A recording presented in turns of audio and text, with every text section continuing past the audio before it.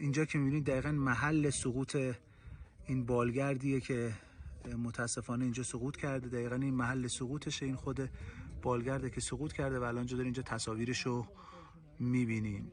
این تصاویر توسط پهپادهای جمعیت هلال احمر که جزء داوطلبین ما هستن تهیه شده و الان دارین اینجا شما می‌بینید که متاسفانه بالگرد به این سبک به این شکل تو منطقه سقوط کرده.